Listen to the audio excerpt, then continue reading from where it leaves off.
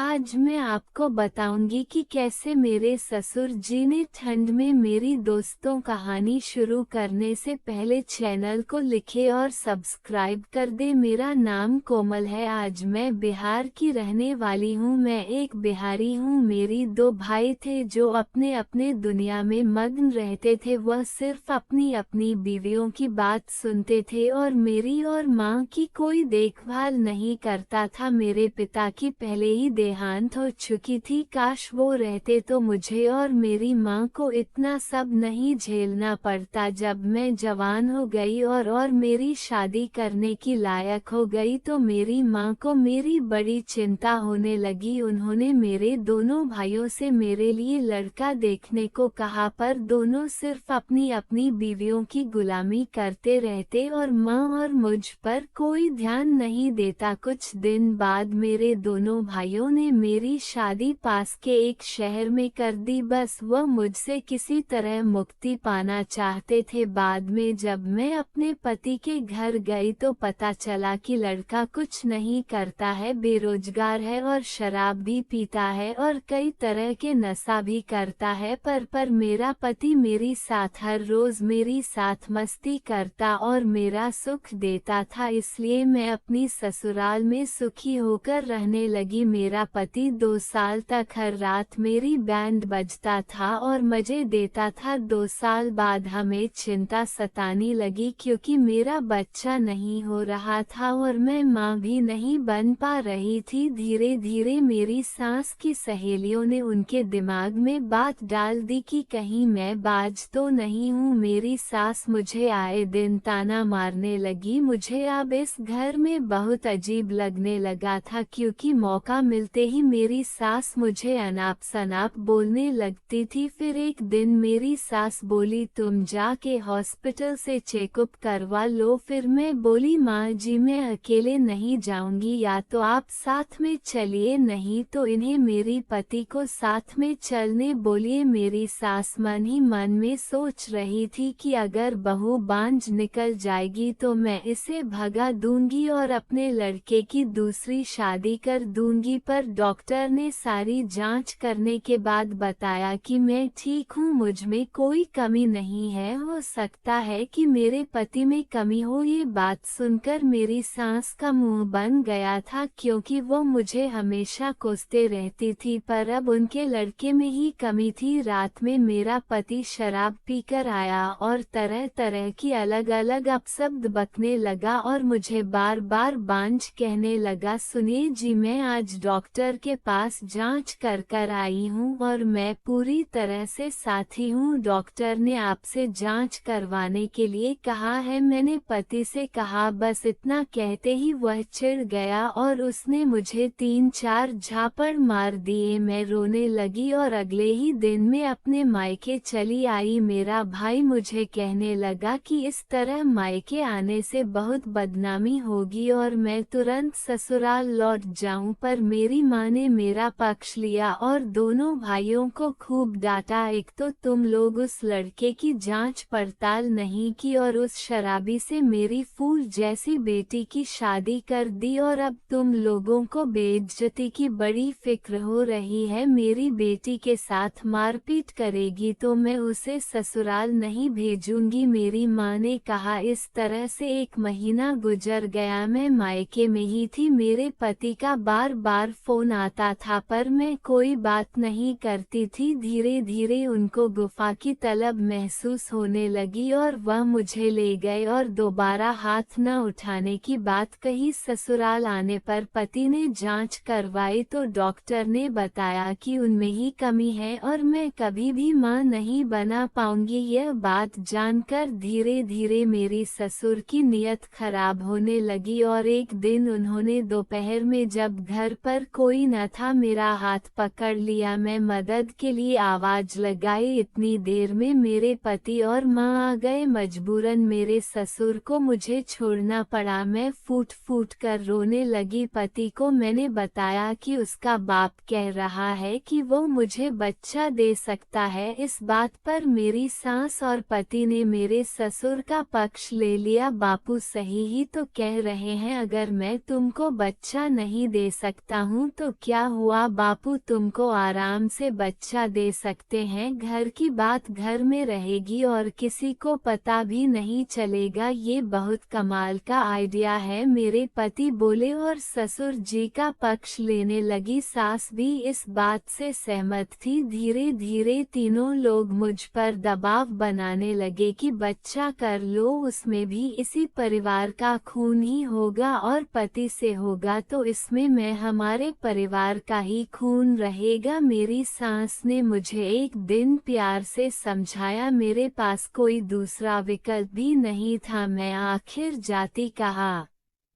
क्योंकि मेरे दोनों भाई तो हमेशा अपनी अपनी बीवियों की में घुसे रहते थे और मेरा आना पसंद नहीं करते थे, इसलिए दोस्तों मुझे मजबूरन सबसे छुपाकर यह समझौता करना पड़ा। मैं राजी हो गई। ठीक है माँ जी। मैं नहाने चली गई और मैं बाथरूम में कई बाल्टी से साबुन मलमल कर नहाया। मैं बहुत गोरा हो गई थी और लाल रंग की मस्त साड़ी पहन ली और सारा श्रृंगार मैं कर लिया। अलमारी से मैं बिल्कुल नई चूड़ियों का सेट पहन लिया। अपनी मांग में मैं सिंदूर भर लिया। मैंने गले में मंगलसूत्र डाल दिया और एक हार भी डाल लिया और सच संवर कर अपने ससुर के कमरे में दूध का गिलास लेकर पहुंच गई। ससुर जी ने पास बगल में बैठा लिया। मैं अच्छी तरह से जानती थी कि आज क्या क्या होने वाला है। फिर ससुर जी गाड़ी चलने लगे। थोड़ी देर बाद ससुर जी गाड़ी फुल स्पीड में चलने लगे। बहुत मजा आ रहा था। मैं पहली बार ऐसी गाड़ी में बैठी थी जिसका ड्राइवर इतना तेज गाड़ी चलाता हो।